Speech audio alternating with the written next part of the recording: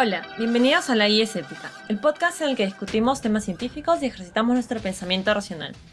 Este es un programa producido por La Guía Escéptica, promovido por la Sociedad Secular Humanista del Perú y auspiciado por la línea de polos en Serial. Les habla Aurora Gutiérrez y conmigo están Víctor García Belaunde. Hola, ¿qué tal? Adrián Núñez. Buenas noches. Natalia Hurtado. Hola, ¿qué tal? Julio Gutiérrez. Hola. Y hoy nos acompaña nuestro invitado César Marín Daza, biólogo ambiental por la Universidad Jorge Tadeo Lozano de Colombia, y actualmente está estudiando un doctorado en Ciencias con mención en Ecología y Evolución en la Universidad Austral de Chile, siguiendo el tema de investigación de la meteorización biogénica, que tal vez nos explique qué significa. Y quien nos va a hablar el día de hoy sobre los hongos. ¡Yay! Y también un poco sobre su tema de investigación y ver qué rayos significa. Sí. Pero antes de pasar al tema de fondo, vamos a realizar el sorteo del libro que estábamos promocionando. Y para eso voy a dar paso a Julio Gutiérrez. Bueno, yo acá he hecho un script en R para sacar al ganador. Y...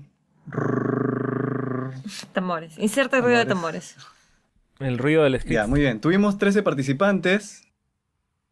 El ganador es Davis Cortegana, quien ha compartido un post en el 13 de febrero. El 13 de febrero. El 13 de febrero. Sí. Yeah, bravo. ¡Yay!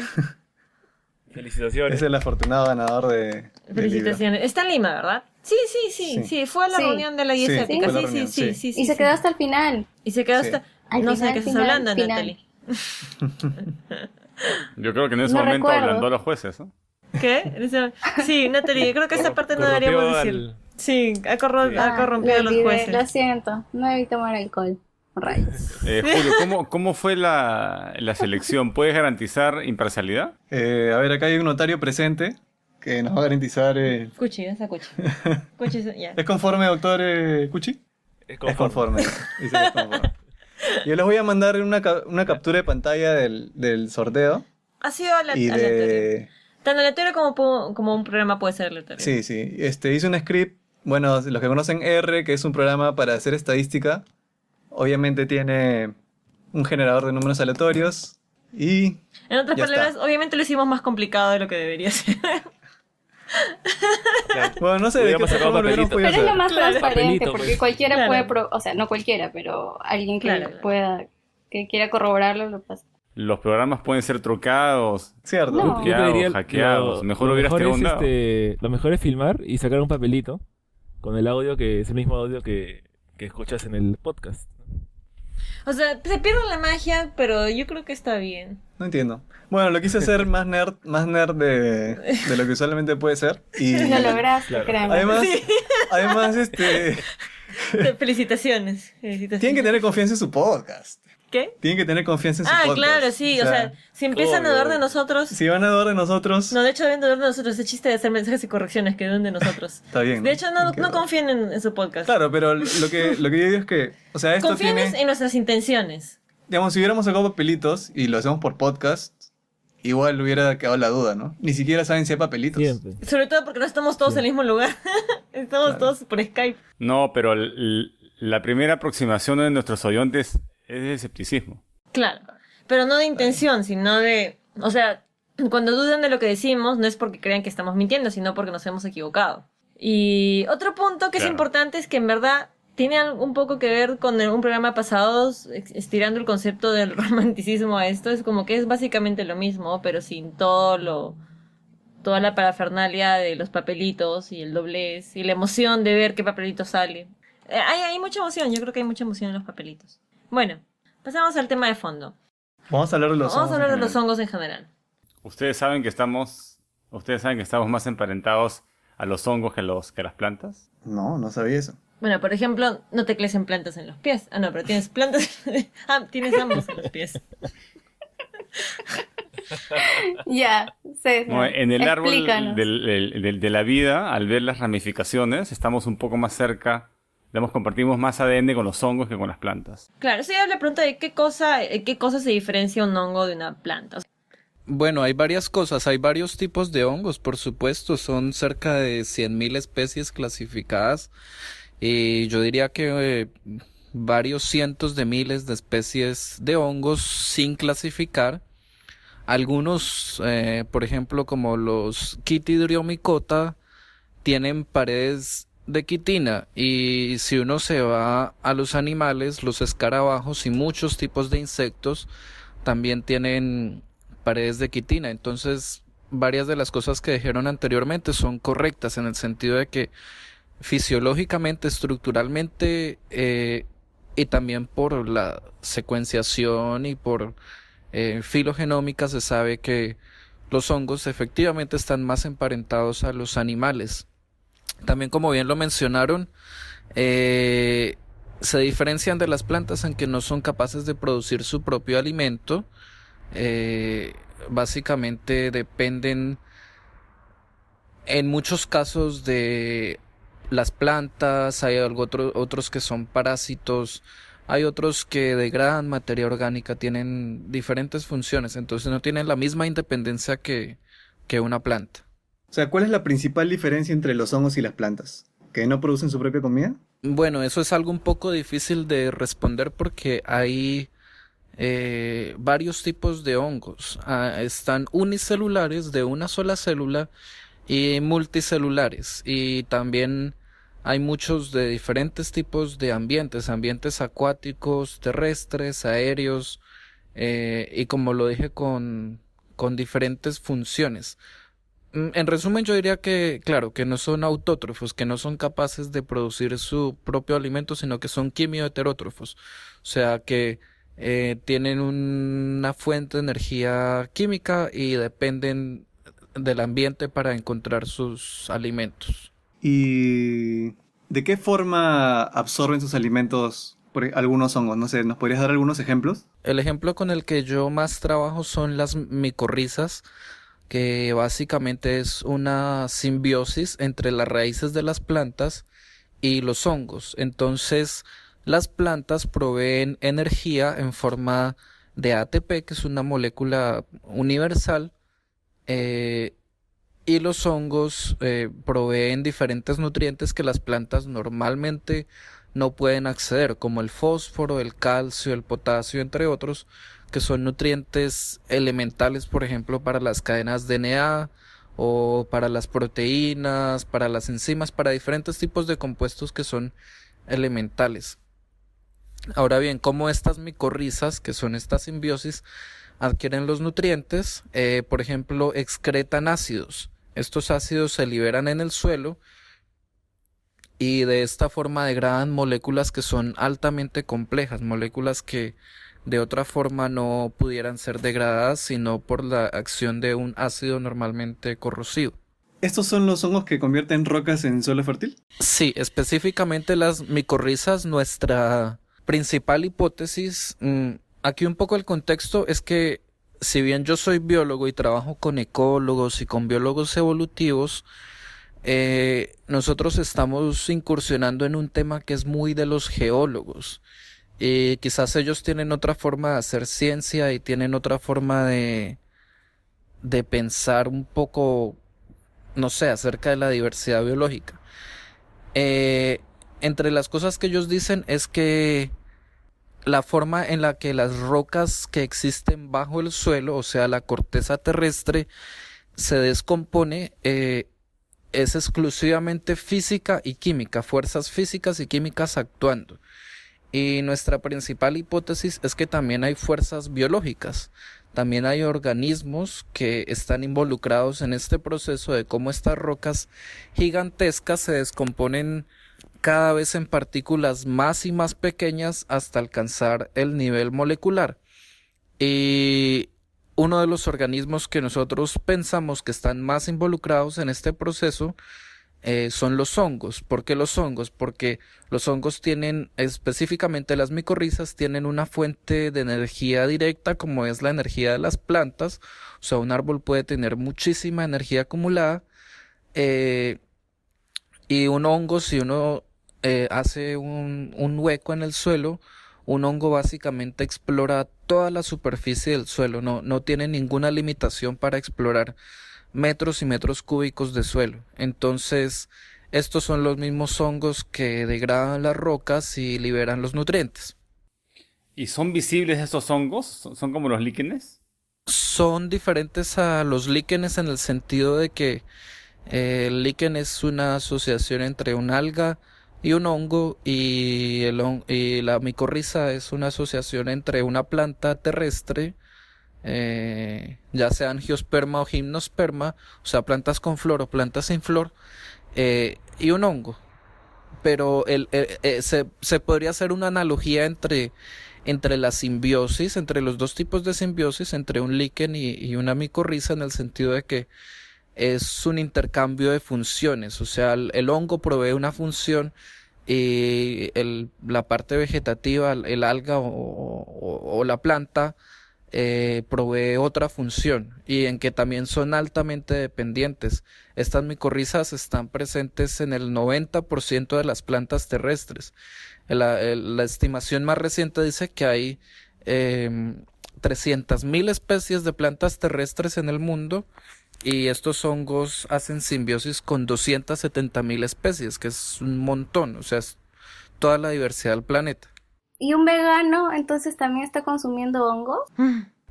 Sí, lo más probable es que un vegano esté comiendo hongos porque especialmente en los cultivos, estos hongos, con excepción de las leguminosas, están en todos los cultivos, están en el arroz, están en el maíz, están en los porotos, en lo que uno se imagine.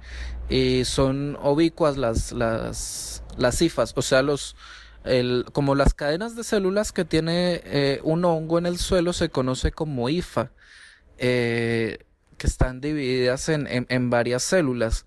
Y estas hifas, si uno saca una raíz del suelo y hace ciertas tinciones químicas y ciertos procesos que no son muy complicados, y luego va a un microscopio, claramente ve cómo los hongos están dentro de prácticamente cualquier raíz que uno observe. ¿Cuál era la extensión de estas micorrizas? O sea, ¿qué área pueden cubrir? Sí, esa es una muy buena pregunta. No sé, hace unos años en Minnesota, en Estados Unidos, se descubrió un hongo perteneciente al género Armillaria que tenía 800 hectáreas de largo, 800 hectáreas de extensión. Generalmente los hongos que forman callampas, que forman cuerpos fructíferos, lo que uno ve en un bosque son clones, son todos el mismo individuo o descendientes del mismo individuo, pero genéticamente son exactamente lo mismo. Entonces no se puede decir que sean individuos diferentes, sino que es uno. Y como les menciono, en un bosque se pueden ver miles de estos individuos o de estas callampas o de estos honguitos, como los pitufos, pero que en realidad son uno solo. Ujú.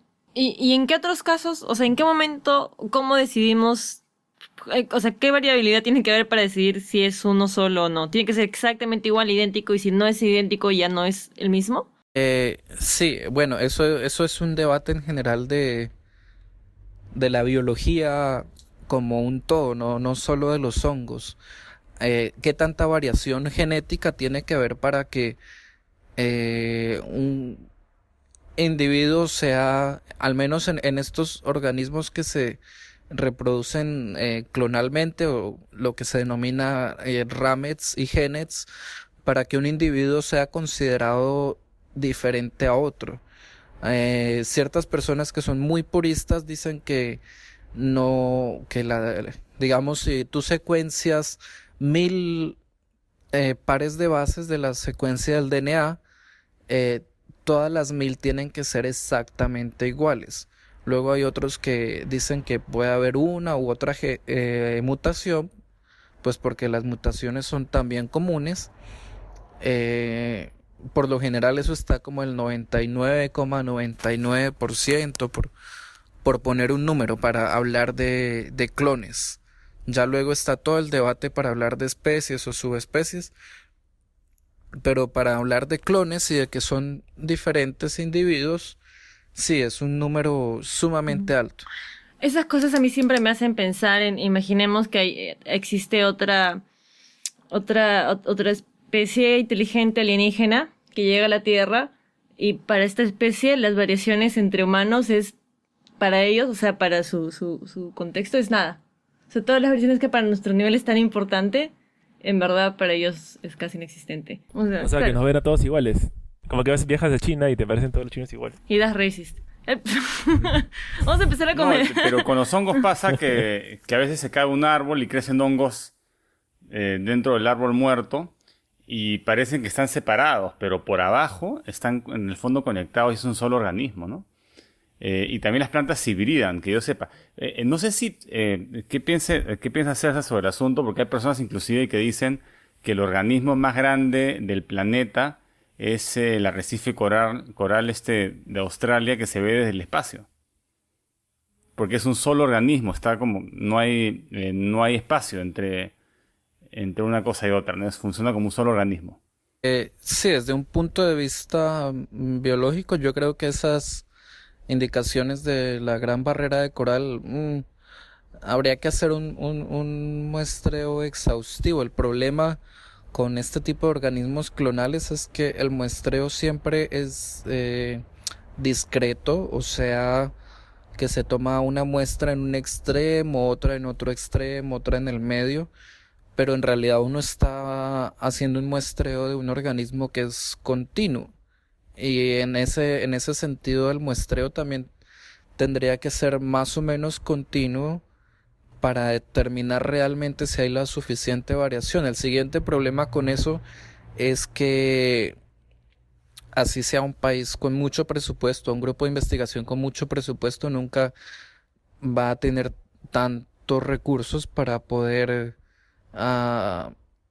muestrear absolutamente todo. El hongo este que les comentaba de Minnesota, 800 hectáreas, se le calculó la edad en 2500 años, o sea, bastante viejo para un organismo de este tipo, y como 8000 toneladas, una cosa así. Yo diría que en ambientes marinos siempre la limitación del espacio es menor y la variabilidad ambiental también es menor.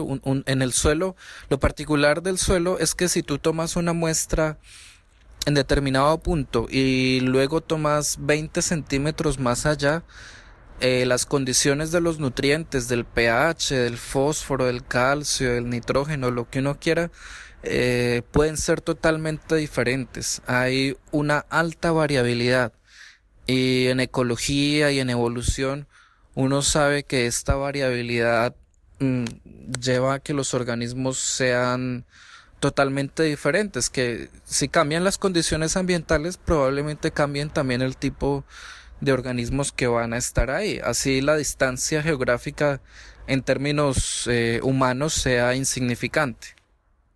Una pregunta, ¿cuánto en la historia, cuánto han cambiado, mutado, evolucionado los hongos? O sea, por cada uno, qué sé yo, de verdad no estoy segura cómo los clasifican, pero cada familia de hongos o algo así. ¿Cuánto realmente han cambiado a través de los años? Comparado con otras especies también. Esa es una muy buena pregunta. El primer tipo de hongos que apareció en ambientes terrestres se llaman los glomeromicota. Y en términos más sencillos se conocen como las micorrizas arbusculares. ¿Por qué las micorrizas arbusculares?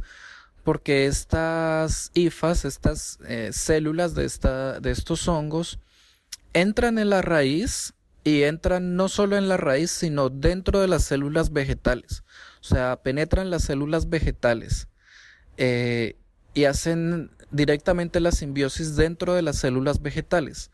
No son tan atractivos desde un punto de vista como más visual porque no se ven. Básicamente están todo el tiempo bajo el suelo, no forman una callampa, no forman un hongo como tal o un cuerpo fructífero, sino que solamente están bajo el suelo y es muy difícil identificarlos a simple vista. pero lo particular que tienen es que aparecieron hace 525 millones de años. El primer fósil está hace 525 millones de años, y luego el primer fósil que hay de plantas está hace 520 millones de años. Entonces, la teoría más fuerte que existe es que este tipo de hongos permitieron que las plantas colonizaran los ambientes terrestres, y pues de ahí en adelante pues hay mucha historia evolutiva de por medio. Este tipo de hongos en particular ha cambiado muy poco, y esos fósiles que se registran hace 525 millones de años son muy similares a las especies que tenemos hoy.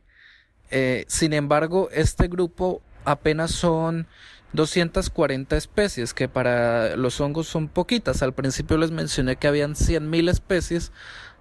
240 especies no es mucho. Lo particular que además tienen es que, sin embargo, estas 240 especies hacen simbiosis con cientos de miles de especies de plantas.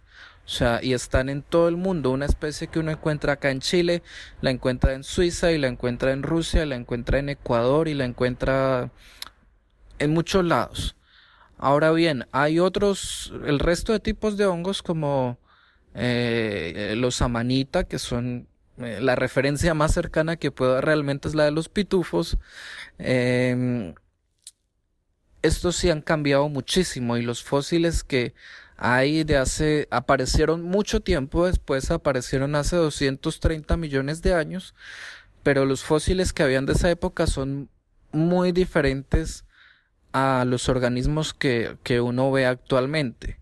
Entonces, estos que son muchas más especies, miles de especies, que no están tan presentes en general en todas las plantas y en todos los bosques o en todos los ecosistemas, sí han cambiado muchísimo. Una preguntita.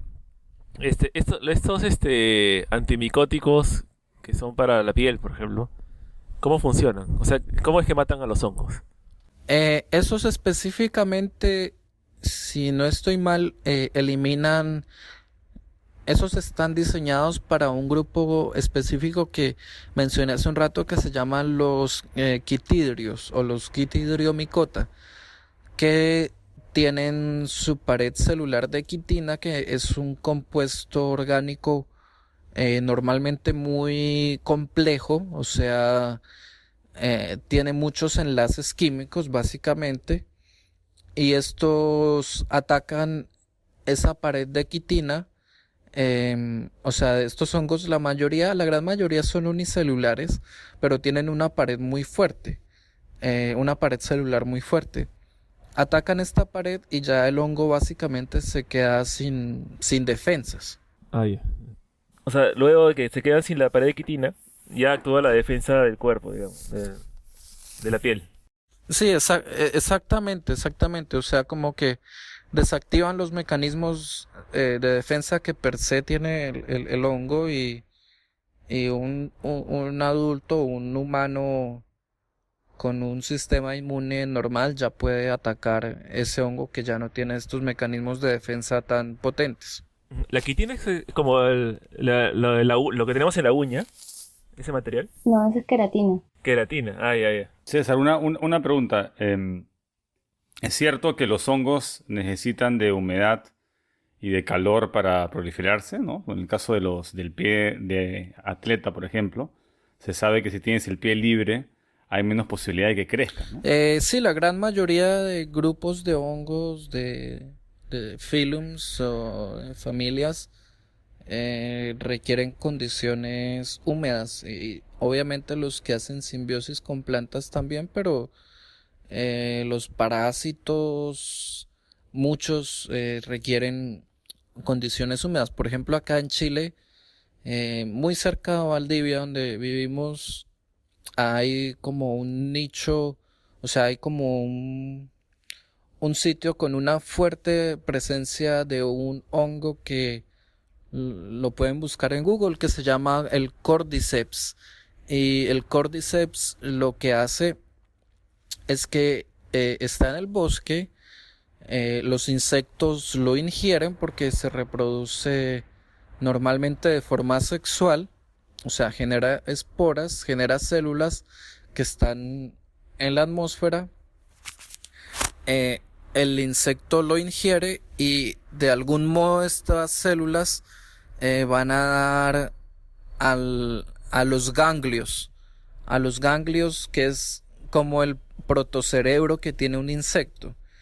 Y es como un zombie básicamente, o sea, este hongo pasa a controlar completamente al insecto y a controlar su ciclo de vida, y el insecto se reproduce de acuerdo a lo que, entre comillas, el hongo le manda, y luego este hongo crece sobre la cabeza del insecto y completa su ciclo reproductivo. Wow. Sí veo las fotos de los efectos del terror. hongo y sí, son de terror. Unas hormigas con unos hongos en el lomo, en la cabeza. César, entonces, digamos, una infectación o un zombie o una epidemia zombie no necesariamente sería un virus, como la mayoría de gente piensa, sino podría ser un hongo, lo que produzca zombies. Sí, exactamente. O sea, a una escala mucho menor que en hormigas y en general en insectos, pero sí. Aunque también hay algunos estudios con cierto debate científico de Wade Davis, que es un etnobotánico de Estados Unidos que ha viajado a todo el mundo, y él en Haití describió que algunas personas con narcolepsia y como con ciertos trastornos del sueño, algunos especies de chamanes o brujos del vudú les aplicaban algunos brebajes con hongos, pero también con plantas, bueno, unas mezclas bastante potentes. eh, y como que de ahí nació el mito o la leyenda urbana o lo que sea de los zombies, porque el comportamiento que tenían estas personas con ciertos trastornos mentales, que además les daban estas bebidas con alucinógenos entre hongos y plantas. O sea, lo que escribía Davis es que se comportaban como un zombie, básicamente. Sí, bueno, hay mucha gente que experimenta con hongos alucinógenos y acaban como zombies, ¿no? Pero una pregunta, los alucinógenos de los hongos son producidos, o sea, son producidos por el hongo básicamente para que no se los coman, ¿no? Porque yo supongo que un animal que está intentando sobrevivir y que por accidente come un hongo alucinógeno no va a incrementar sus posibilidades de sobrevivir, ¿no? Sí, no, ese es un fenómeno que a mí me parece aún muy extraño. Otro libro que recomendaría bastantísimo es uno que se llama Las plantas de los dioses, de Richard Ivan Schultes.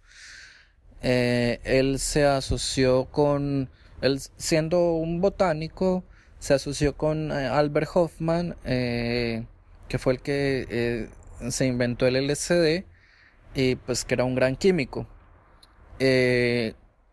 Lo curioso desde un punto de vista evolutivo es que la estructura química de muchas de estas sustancias que producen los hongos se parece muchísimo a la estructura química de sustancias que los mamíferos producimos en nuestro cerebro. Y yo realmente todavía no encuentro una explicación netamente evolutiva de por qué estas estructuras son tan análogas. O sea, porque hay, digamos que cuando alguien construye un árbol filogenético siempre habla de analogías, pero en este caso son grupos muy distantes. Los hongos a un primate, por ejemplo, son totalmente diferentes y sin embargo producen estructuras químicas altamente similares. Ahora bien, en Europa especialmente se han registrado, muchos naturalistas desde hace mucho tiempo registran, por ejemplo, venados que en los videos que hay, que también son impresionantes, parece que adrede con intención, si uno pudiera hablar de intención en los animales, pero con intención consumen hongos como la manita muscaria, que es el típico hongo rojo con pepas blancas. Solo Natalie se Claro, que es el ríe. alucinógeno. Es alucinógeno, exactamente. Entonces, no sé qué explicación adaptativa, no sé si Natalie ahí pudiera generar una hipótesis, pero no sé qué explicación adaptativa haya a ese tipo de consumo, digamos, no por los humanos, porque uno puede dar cualquier tipo de explicación cultural o sociológica de los humanos, pero de otros animales que igual consumen estos hongos o plantas o lo que sea con efectos alucinógenos. Bueno, pero otros animales también consumen sustancias recreacionales, ¿no? Claro. Bueno, yo supongo que los hongos habrán probado químicamente con un montón de sustancias, habrán producido sustancias al azar por miles de millones de años, y justamente las que son muy parecidas a neurotransmisores en los mamíferos o en cualquier otro animal que generen algún tipo de efecto pueden ser utilizados para sobrevivir o para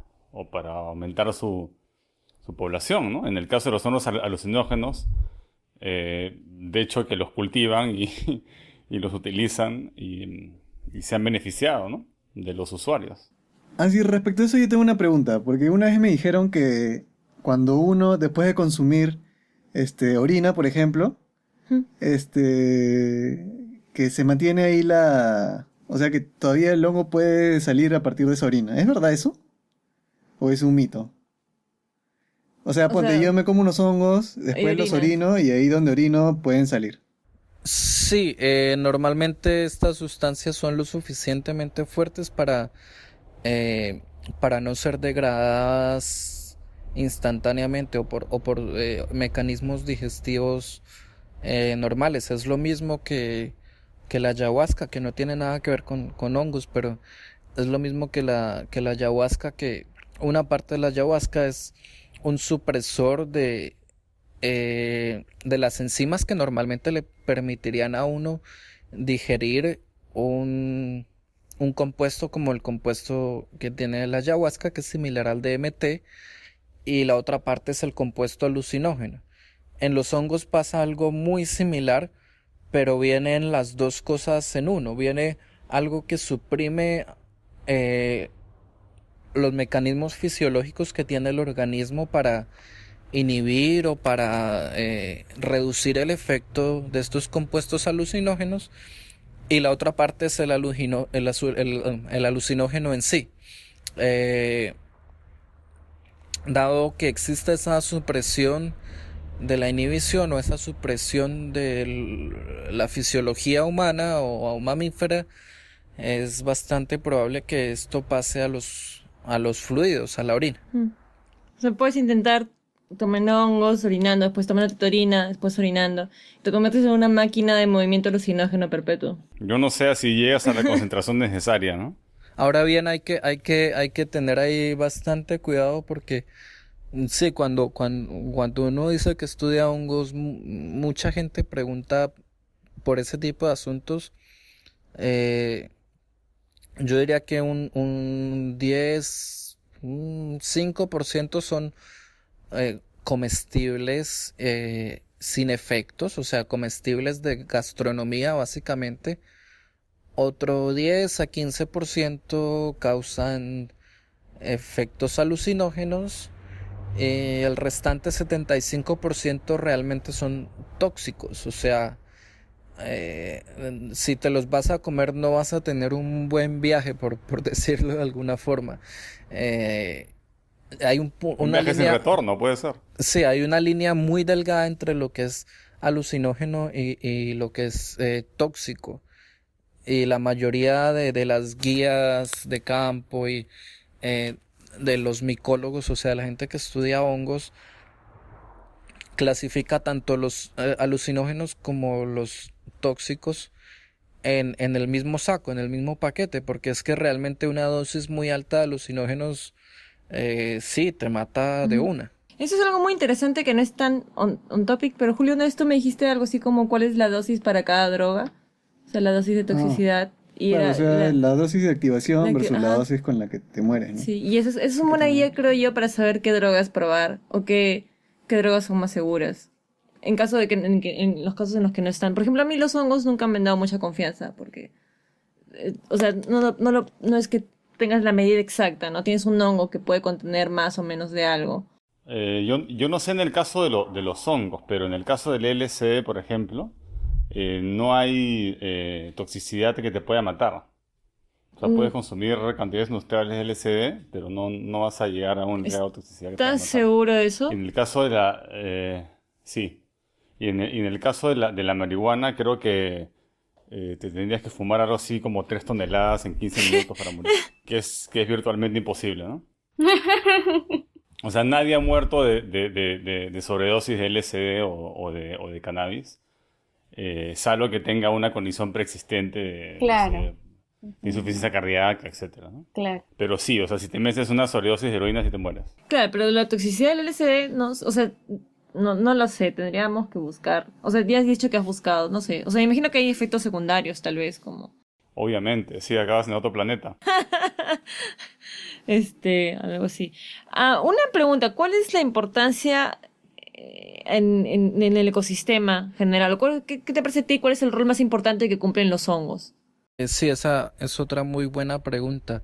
Uno a grandes rasgos puede clasificar las funciones de los hongos en simbiosis, descomposición y parasitismo. La simbiosis, que es la que más he mencionado, un ejemplo es los líquenes y otro ejemplo es las micorrizas, asociaciones entre hongos y raíces de plantas. Y bueno, por ese lado, digamos, cuando es con raíces de plantas, básicamente permite a la gran mayoría de las plantas eh, explorar ambientes que normalmente por sí solas no serían capaces de explorar. Y pues cualquiera sabe las funciones de las plantas en general, de producción de oxígeno, de regulación de la temperatura, de producción de nutrientes, de alimentos, etcétera. Sin embargo, otra función importantísima es la de descomposición. Este grupo de hongos se conocen como los saprófitos. Es el tipo de hongos más abundantes y es lo que mencionaba alguno de ustedes cuando decía que cae un árbol y salen hongos, de repente salen un montón de hongos. O están las heces de una vaca y también salen un montón de hongos. Esta descomposición lo que hace es que eh, la materia orgánica que cae, ya sea un tronco el principal material que se descompone son las hojas. Y a mí es algo que me parece muy bonito porque las hojas, por lo general, en la mayoría de sitios caen muy cerca a la misma planta a la que pertenecen, al mismo árbol o al mismo arbusto al que pertenecen.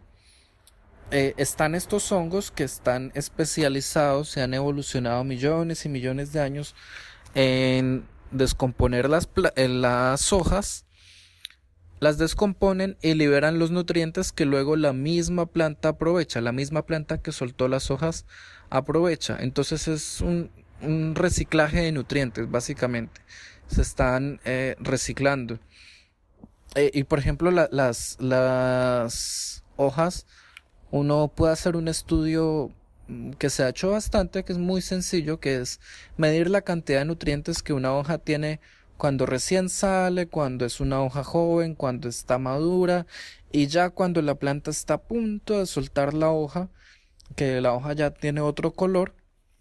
Entonces lo que uno se da cuenta de inmediato es que la planta antes de soltar una hoja captura todos sus nutrientes, aprovecha lo que más pueda, pero no puede aprovecharlo todo. Y ese poquito de nutrientes que le quedan a las hojas caen al suelo y los hongos los aprovechan y los liberan y las plantas lo vuelven a adquirir. Entonces es como toda una economía de nutrientes, por decirlo de alguna forma, que es otra de las cosas que nosotros estudiamos, que es la biogeoquímica.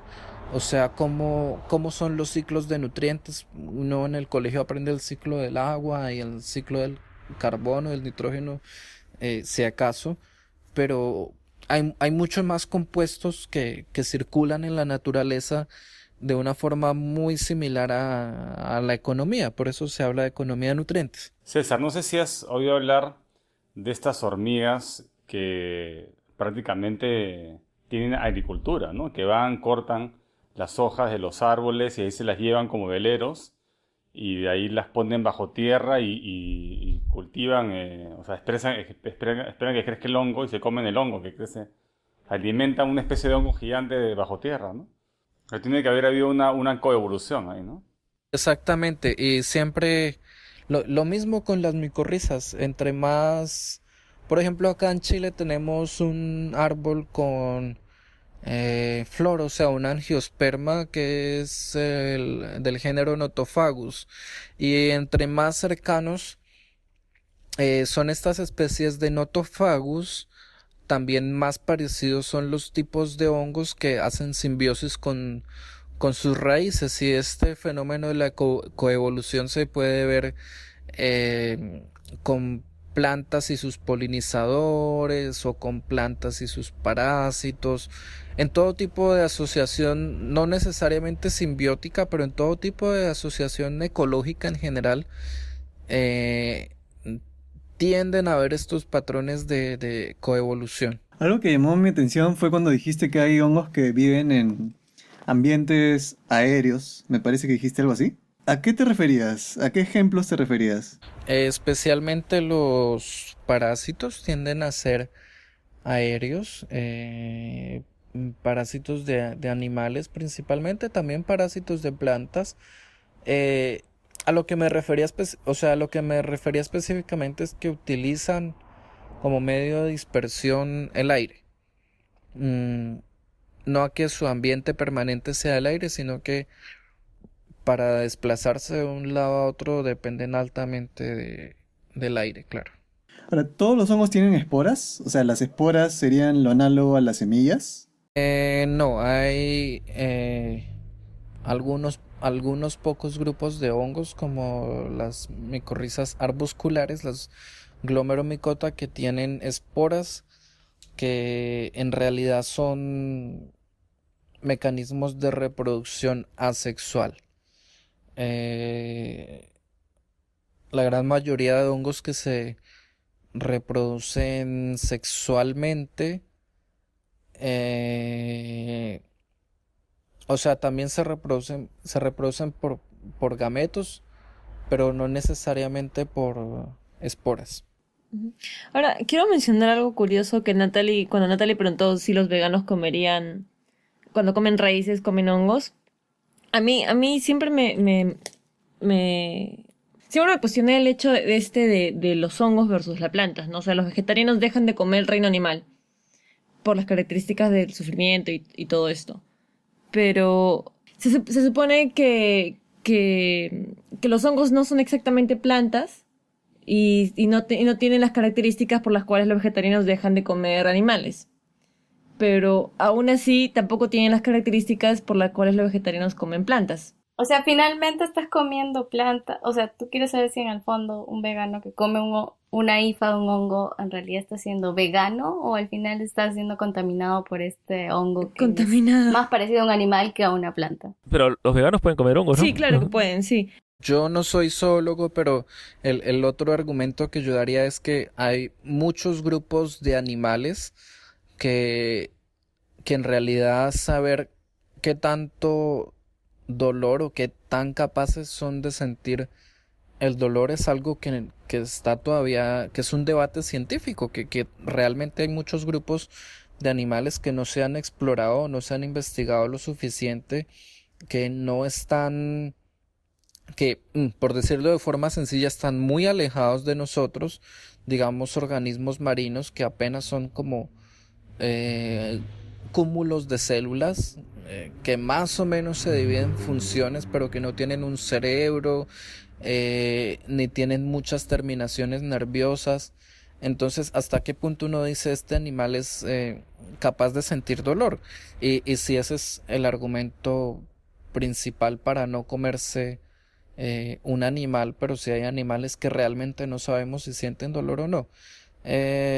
Ahora bien, con los hongos yo pensaría que el argumento es más claro, y que en realidad alguien vegetariano, más que vegetariano, es alguien que no come del, que no come del reino animalia, por decirlo de alguna forma, que no come algo que esté clasificado como animal y que todo lo demás sí. Sí, sí. Ya, entonces no hay conflicto.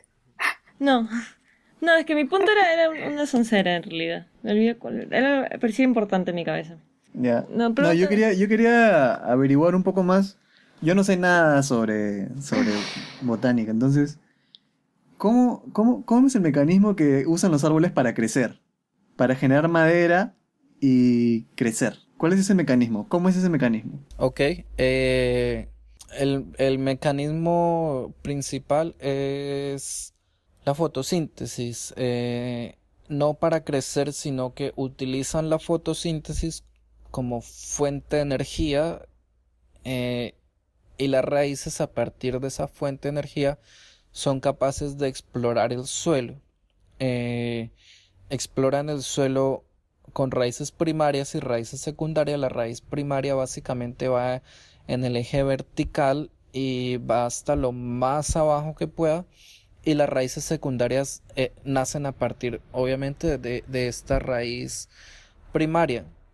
Luego, con estas raíces y también ayudadas, como lo mencioné hace un rato, el 90% de las especies de plantas ayudadas además de los hongos, eh, asimilan los nutrientes que asimilar en química quiere decir que básicamente la pared celular eh, absorbe los nutrientes, absorbe las diferentes moléculas y las incorporan a, a la raíz, y luego la raíz las incorpora por xilema y floema a los tallos, y así se permite el crecimiento celular, el crecimiento vegetal, perdón, el crecimiento de la planta. ¿Y la madera qué vendría a ser? O sea, ¿qué es ese Ujú. tronco?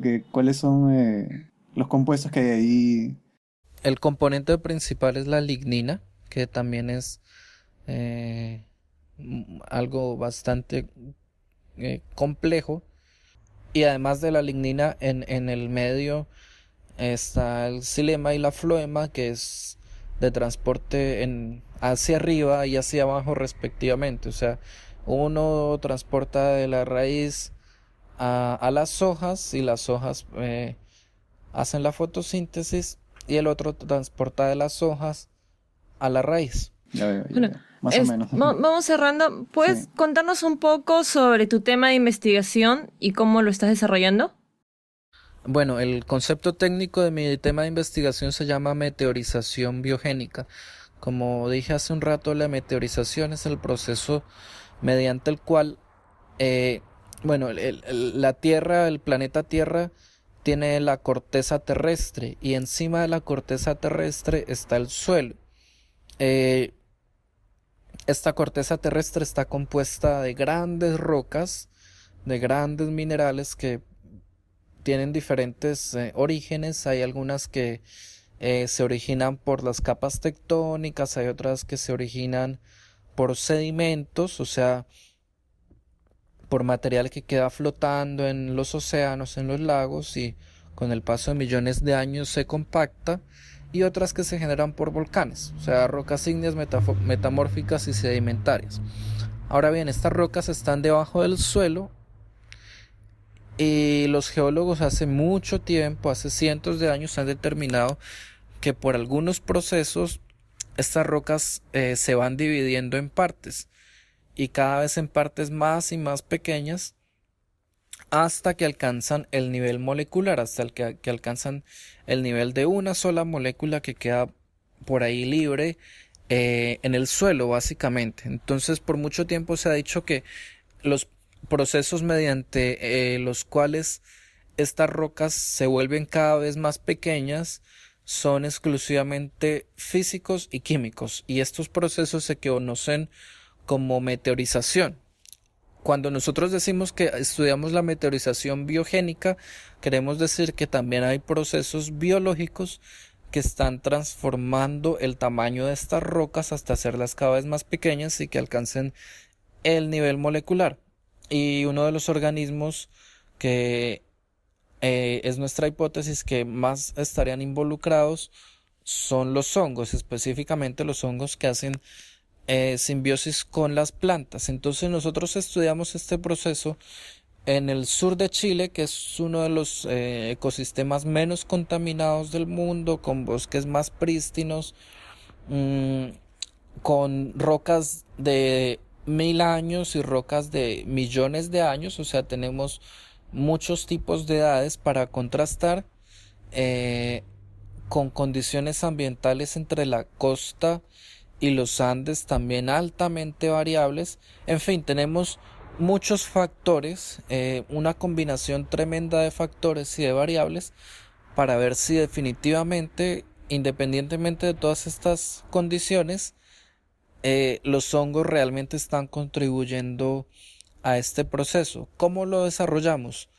Eh, Actualmente estamos trabajando en 18 bosques donde hace más de 2 años eh, yo fui a los bosques y enterré unas mallas. Estas mallas, que cada una es como el tamaño de una bolsita de té, tienen diferentes tipos de minerales y están diseñadas de tal forma que solamente permiten la entrada de las hifas de los hongos.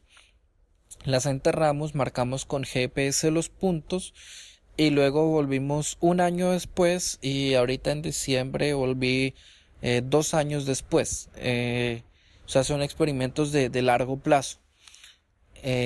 Uno colecta estas mallas, saca los minerales que hay adentro y luego en Europa los analiza con microscopio electrónico de barrido. Y el microscopio electrónico de barrido le permite a uno establecer qué tanto el hongo se ha comido, entre comillas, o qué tanto el hongo ocupa del volumen de estos minerales. Y lo que tenemos hasta ahora es que efectivamente el hongo ocupa un montón del volumen de estos minerales, y luego uno secuencia los minerales y secuencia el suelo, le secuencia el ADN para saber exactamente qué tipos de hongos y qué hongos se encuentran. O sea, todo parece apuntar a que, o sea, sí hay meteorización biológica. Exactamente. O Sí, biológica, biogénica también. ¿Tú le ves alguna aplicación inmediata o es una cosa más de conocimiento y teórica? Por ahora es a mediano plazo, yo pienso. En mediano plazo en ciencias siempre son 8 o 10 años, una cosa así. Porque claro, primero tenemos que generar el conocimiento base. Es algo que se describió apenas a inicios de los 2000, o sea, han pasado 15 años desde que este fenómeno se describió por primera vez en Suecia, y nosotros ahorita estamos tratando de realmente probar qué pasa, porque ellos lo describieron una vez en un bosque con una muestra y ya. Nosotros tenemos aquí en Chile 18 muestras y también tenemos en la Antártida y tenemos en Ecuador y en Alemania y en Indonesia, en Nueva Caledonia, en varios lados. Somos un grupo más o menos grande de gente trabajando en este tipo de temas. También nos fuimos a Atacama, bueno, a varios lados. ¿Y cuál sería esa aplicación? Digamos, siendo optimista, ¿cuáles podrían ser las potenciales aplicaciones? Sí, siendo optimista, la principal aplicación, que es algo que ya se hace un poco, pero sin tener este conocimiento de la meteorización, es algo que, por ejemplo, hacen colegas de acá mismo de Chile, es recomendar qué tipo de micorrizas se pueden inocular en un cultivo, o sea, qué tipo de hongos se pueden aplicar, por ejemplo, a los cereales que promuevan el crecimiento de las plantas. Nosotros con esto podríamos decir con una base más certera, como que se puede aplicar, no sé, un hongo que se llama Lacaria lacata, porque sabemos que la Lacaria lacata saca muchísimo fósforo de los minerales, y entonces el agricultor ya no necesita aplicar el fósforo en manera de fertilizante, que es un fertilizante que se llama 10-30-10, que se utiliza muchísimo en toda Latinoamérica en general, y produce mucha contaminación de los ríos y pues es costoso, sino que se diría como eventualmente, ¿cierto? Siendo optimista, se diría aplique este hongo y este hongo va a aportar la misma cantidad de nutrientes que este fertilizante que aplicaba normalmente. Bueno, vamos a ir cerrando. Muchas gracias por acompañarnos. Me parece un tema muy interesante y creo que también hay como muchas preguntas que se van abriendo en cada tema, pero no nos queda tiempo ahora para analizarlas todas. Y te invitamos a jugar ciencia ficción con nosotros. ¿Estás de acuerdo? Ok, ¿y en qué consiste ciencia ficción? Bueno, qué bueno que dijiste ok antes de preguntar. Aquí, entonces, Sí, porque entonces, nunca nadie lo ha explicado en este programa. entonces, ya que tenemos tu consentimiento, pasaremos a explicar el juego y a jugarlo.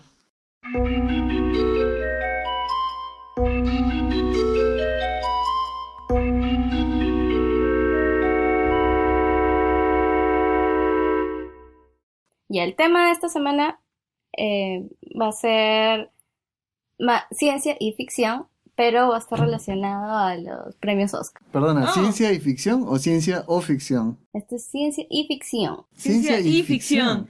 Natalie siempre nos Sí. cambia aquí la frase Sí. difícil. Aprovechando de los premios Oscar, Ah, sí, ¿verdad? No hablamos de los Oscar, ¿no? no, Ni hablaremos ya, sí. ya hablaremos. Pero a ver, explícanos ahora cómo va a funcionar el juego. Ya, no, es lo mismo. Yo voy a leer 3 enunciados y ustedes van a tener que determinar cuál es el verdadero. Ya. El primero, el premio al logro técnico lo ganó la implementación de cortar y pegar en la edición de videos digitales.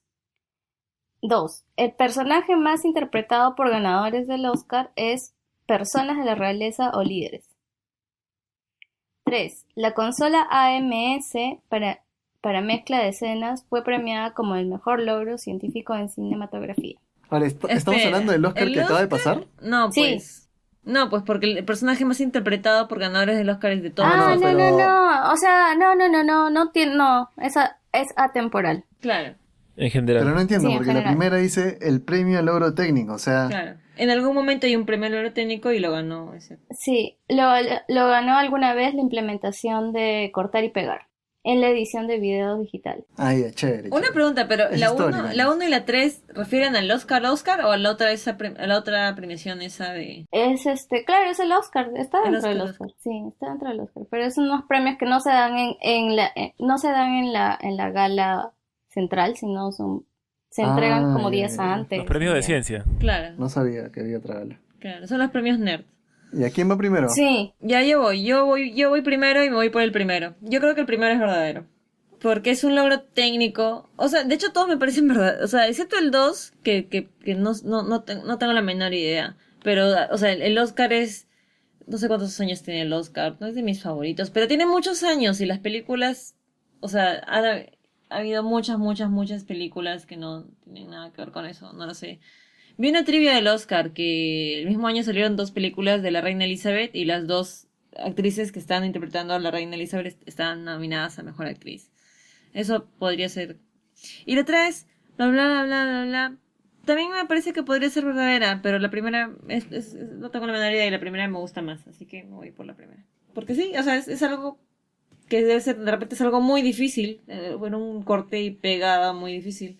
Me voy por la 2. La 3 no me suena mucho y... Bueno, entre la 1 y la 2... O sea, estoy pensando como en esas películas históricas de los 50, 60 que interpretaba, no sé, Cleopatra y ese tipo de películas como más clásicas.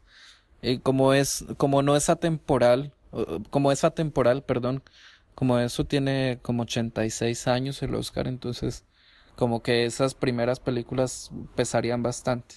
Ya, a mí me parece que la verdadera es la tercera. Adrián sabe algo. No, simplemente porque me suena muchísimo. Yo creo que he escuchado eso incluso en la misma ceremonia del Oscar del otro domingo. Me parece que salió algo de eso. Puede ser. Julio. Ya, yo estoy entre la 1 y la 3. La 2, no sé, me parece que podría ser más variado, pero bueno, No sé, alguna clase de personajes tendría que ser la más común, ¿no? Pero no sé. No sé si es esa. Estoy entre la 1 y la 3 y me voy a ir por la número 3. Sí, me parece que mezcla de escenas, no me imagino cómo se podría... No me imagino cómo habrá sido para mezclar una película Oye, piensa, en los inicios del cine, porque... piensa en todos los trabajos que has entregado con solo cortar y pegar. Es un gran logro técnico. Es una gran técnico. Claro. Pero parece que esta consola que tiene esta mezcla de repente también puede ser eso, ¿no? Bueno, me voy por la 3. Ya. Ok, entonces, ahora ya, vamos a empezar por la tercera. La consola AMS para mezcla de escenas fue premiada como el mejor logro científico en cinematografía. Es falso. No existe tal consola. Ya. ¿Qué significa, Perdieron la liga, hijo. ¿qué significa AMS, ¿Dónde Natalie? sacaste eso? Nada. ¿Se te ocurrió? ¿Qué O sea, significa? creo que sí lo saqué. No, sí lo saqué de alguna consola que leí por ahí, en alguno de los premios, pero no es para mezclar escenas, ni es falso. Y además creo que es el nombre incompleto, es un nombre incompleto. La consola para los que pierden. Sí, lo más gracioso es que Adrián dijo, escuchado sí, con- lo he escuchado. Dije, bueno. Consola de sonido, ¿no? Sí, Claro, consola de consola sonido. para me suena, mezclar. en realidad. Bueno, de repente hay consola de mezcla de sonido. Ya. Bueno. Bueno. Ujú. Enunciado número 2. El personaje más interpretado por ganadores del Oscar es personajes de la realeza o líderes. Es falso. Ajá. ¿Por ¿Cuál qué? es- y cuál es el ¿Cuál es el personaje? más interpretado?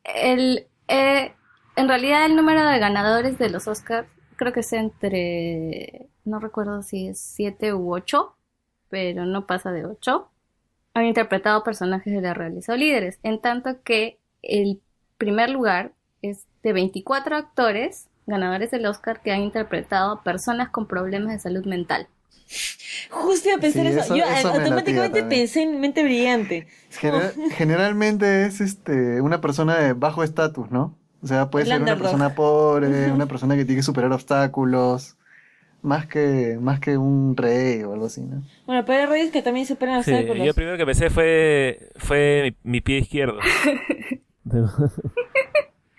Pero esto del cliché del... Ayer fui a ver una obra de teatro, no voy a decir cuál, pero qué porquería, Dios mío. Es como que este cliché de la persona con enfermedad mental ya está... No sé, bueno, continuemos. Sí. Y bueno, la primera es la verdadera. El premio al Yay. logro técnico lo ganó la implementación de cortar y pegar en la edición de videos digitales. Y la ganadora es Aurora. Yeah. ¿Y en Yeah. qué, no, y en qué circunstancias? ¿En qué ¿En qué circunstancias? circunstancias? Sí. El premio fue otorgado en 1999 es nominada como pioneros en este tipo de... O sea, el premio fue a los pioneros de crear la implementación de cortar y pegar en las ediciones de videos digitales. O sea, en ese momento existían los videos digitales, pero no se podía cortar ni pegar. No entiendo, pero ¿lo usaron en las películas de ese año? No dice eso. O sea, no en general, ya. claro.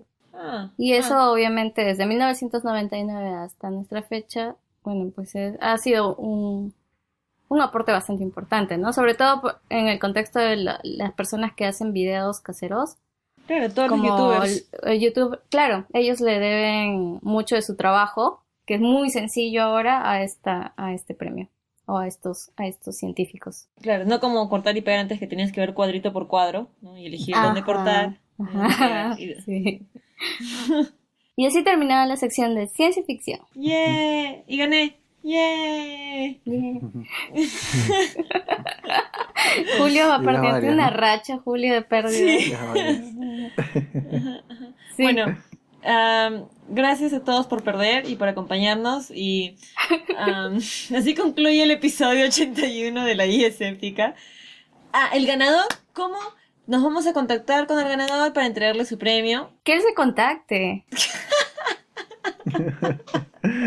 Su premio. O sea, sí, ya, pero por si acaso no, es mejor contactar nosotros con el ganador. O sea, sí, no, después nunca nos contacte y nos quedamos con el libro, no. Bueno, ya, así concluye la edición 81. la edición pasada salió un poquito tarde, esta edición espera que salga a tiempo. No, esa parte es la corta Julio. Y recuerden seguirnos en iVoox, en Facebook, en Twitter, en YouTube, en iTunes y donde sea que escuchen sus podcasts, que sé que hay otras plataformas. Y nos escuchamos en el siguiente programa, la edición 82 de la Guía Escéptica. Recuerden también que pueden mandarnos sus mensajes y correcciones si es que no están de acuerdo con lo que decimos, si es que creen que hemos dicho algo incorrecto, si es que están muy de acuerdo con nosotros y quieren mostrarnos su apoyo. Y eso, todos esos. Pueden escribirnos de frente al inbox del Facebook, pueden escribirnos, pueden comentar en cualquiera de las plataformas en las que en las que escuchan el podcast, o pueden escribir al correo guiaescéptica@gmail.com. Y leemos todos sus mensajes, aunque no los leemos al aire todos, pero eventualmente aparecerán en mensajes y correcciones.